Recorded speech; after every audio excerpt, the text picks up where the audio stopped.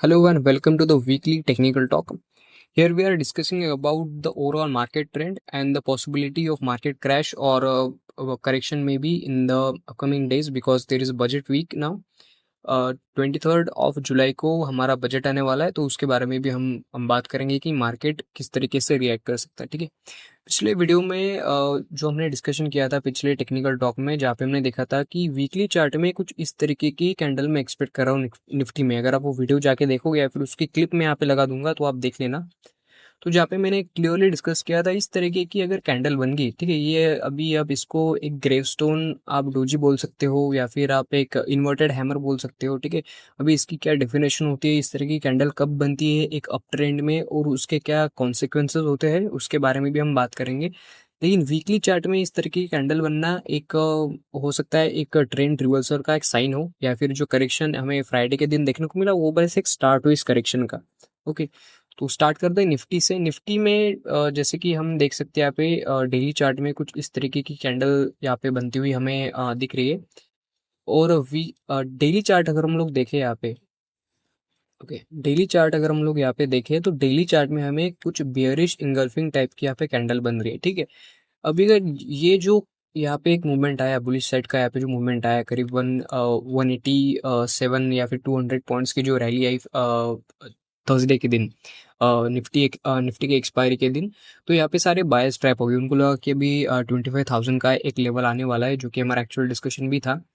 ठीक है, बट हो सकता है कि कुछ उस तरीके के फैसले हमारे फाइनेंस मिनिस्टर ले ले अपकमिंग बजट में, जहाँ पे एसटीटी बढ़े या फिर short term capital gain tax हो सकता है बढ़े, या फिर long term capital gain tax में थोड़ी सी अगर इंक्रीमेंट होती है तो मार्केट उस पर नेगेटिवली रिएक्ट करेगा।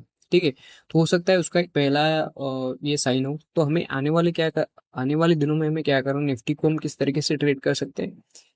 तो यहाँ पे सबसे इंपॉर्टेंट लेवल निफ्टी के लिए बन जाता है, वो है 24,500 का, जो कि एक इंपॉर्टेंट सपोर्ट की तरह रिएक्ट करेगा। और 24,500 अगर टूटा इंट्राडे में तो हमें 24,465 और 24,400 के लेवल हमें देखने को मिल सकते हैं, राइट। 24,465 और 24,400 के लेवल हमें यहाँ पे निफ्टी में देखने को मिल सकते हैं ऑन इंट्राडे बेसिस। हो सकता है उसके बाद एक अच्छा खासा एक रिट्रेसमेंट आए, या फिर एक शॉर्ट स्क्वीज या फिर शॉर्ट कवरिंग एक ऊपर की साइड आए। क्योंकि यहाँ पे निफ्टी जो मिड कैप के स्टॉक थे वो करीब 4-4, 5-5, 6-6% से गिर गए थे, जो कि मैंने पिछली वीडियो में आपको बोला था एग्जैक्टली कि अगर मिड कैप या स्मॉल कैप स्टॉक्स अगर आपके पोर्टफोलियो में है, खास करके पीएसयूज अगर आपके पोर्टफोलियो में, तो उसमें से प्रॉफिट बुक करके निकल जाओ। ठीक है, तो ये थी निफ्टी के बाद, जहाँ पे हमें एक बेरिश इंगल्फिंग टाइप की हमें कैंडल हमें यहाँ पे देखने को मिल रही है। ठीक है, तो इसके नीचे अगर निकलता है तो 24,500 का एक सपोर्ट है। अगर वो ब्रेक होता है इंट्राडे में तो हमें 24,465 और 24,400 के लेवल हमें इजीली यहाँ पे देखने को मिल सकते हैं। तो यहाँ पे एक अच्छी खासी अपॉर्चुनिटी हमें मिल सकती है शॉर्ट कवरिंग, सॉरी, हम शॉर्ट कर सकते हैं निफ्टी को यहाँ पे। 50 मिनट टाइम फ्रेम में अगर हम लोग देखें निफ्टी को तो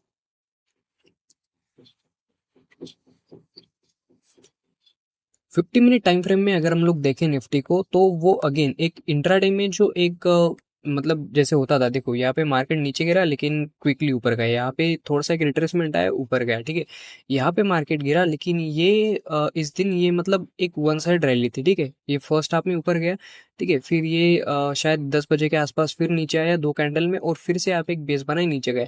उस तरीके का मूवमेंट फ्राइडे के मार्केट में नहीं था। ठीक है, मार्केट मतलब नीचे ही आ रहा था फ्राइडे के दिन, कोई मतलब वहाँ पे बायर्स इंटरेस्टेड नहीं थे इस निफ्टी को, या फिर किसी भी स्टॉक को खरीदने के लिए, या फिर किसी भी स्टॉक को मतलब यहाँ पे चलाया नहीं गया मतलब जबरदस्ती जैसे पहले हो रहा था अभी इतने दिनों से।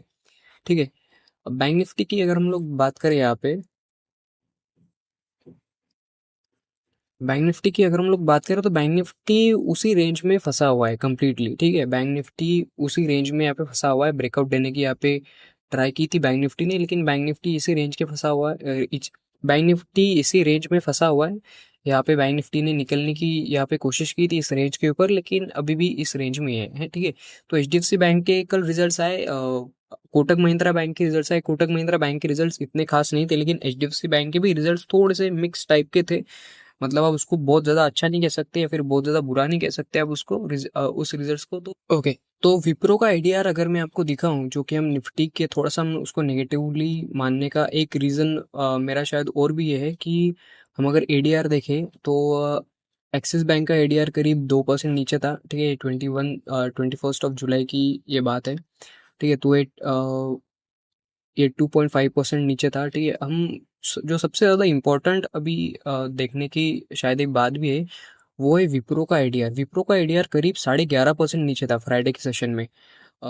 फ्राइडे के यूएस मार्केट के सेशन में करीब 11% नीचे था विप्रो का एडीआर, ठीक है। तो ये एक सबसे बड़ी कंसर्न है। हो सकता है कि आईटी सेक्टर में जो कि रैली भी थी तो उसमें एक प्रॉफिट बुकिंग हमें देखने को मिले। एफएमसीजी स्टॉक में हो सकता है थोड़ी सी हमें वहाँ पे प्रॉफिट बुकिंग हमें देखने को मिले, ठीक है। तो बैंक निफ्टी एक रेंज में फंसा हुआ है जिसकी हमने बात कर ली ऑलरेडी।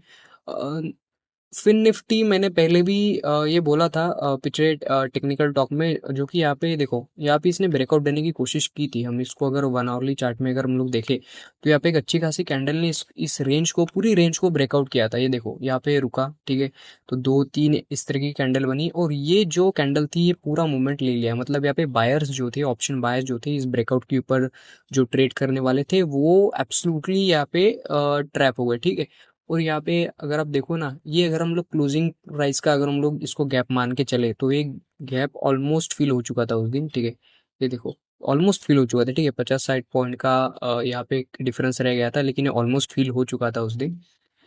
तो फिन निफ्टी भी एक हमें हो सकता है, एक हमें सरप्राइज दे दे बजट के दिन, क्योंकि बजट के दिन एक्सपायरी है फिन निफ्टी की।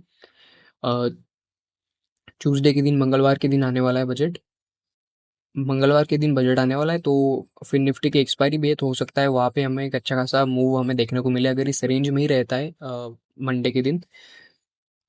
ओके, यहाँ पे हम बात कर लेते हैं और निफ्टी मिड कैप इंडेक्स की। तो निफ्टी मिड कैप इंडेक्स मैंने पिछले बार भी ये बोला था कि ये बहुत दिनों से करेक्शन इसमें पेंडिंग है, ठीक है। और ये बस स्टार्ट है करेक्शन की, ठीक है। अगर आप यहाँ पे निफ्टी मिड कैप, और एक हो सकता है एक अच्छा खासा यहाँ पे पुल बैक आए मंडे के दिन शायद फर्स्ट हाफ में या सेकंड हाफ में एक पुल बैक यहाँ से हमें एक अच्छा खासा हमें देखने को मिले, लेकिन वो पुल बैक शायद सस्टेन नहीं करेगा, ठीक है। फर्स्ट पुल बैक में कभी भी किसी भी स्टॉक को या फिर किसी भी इंडेक्स में अगर आप ट्रेड कर रहे हो, चाहे 5 मिनट में, 1 डे के टाइम फ्रेम में, उसको नहीं बाय करना चाहिए फर्स्ट पुल बैक में, ठीक है। हमें किसी पैटर्न का हमें यहाँ पे वेट करना चाहिए, ओके। निफ्टी मिड कैप के बारे में आप देखो, फर्स्ट, सेकंड, थर्ड और ये फोर्थ टाइम इस लेवल पे यहाँ पे आ रहा है सपोर्ट लेने के लिए। तो ये कितना ज़्यादा सस्टेन करेगा अभी ये देखने की बात है, ठीक है। हो सकता है यहाँ पे सेलर्स यहाँ पे ट्रैप हो जाए इंट्राडे की। इंट्राडे में मंडे मंडे को एक्सपायरी है मिड कैप निफ्टी की, तो हो सकता है अभी सेलर्स ट्रैप हो जाए और ऊपर की तरफ निकले सेकंड हाफ में, ठीक है। तो इसमें थोड़ा सा आप संभल के ट्रेड करना, क्योंकि ये थर्ड फोर्थ टाइम ये सपोर्ट टेस्ट हो चुका है ऑलरेडी, ठीक है। अगर ये नीचे गिरता है तो अच्छा खासा एक स्पेस है इसको नीचे जाने के लिए, राइट। ऊपर की तरफ हमें रेजिस्टेंस दिख रहा है, ठीक है। इस कैंडल का हाई एक रेजिस्टेंस है, ठीक है। इस कैंडल का हाई, ठीक है, ये एक बहुत बड़ा रेजिस्टेंस है। 12,550 है, फिर 12,600 के आसपास का अच्छा खासा रेजिस्टेंस है। तो ऊपर रेजिस्टेंस बहुत ज़्यादा है और नीचे की तरफ स्पेस बहुत इसे है नीचे जाने के लिए।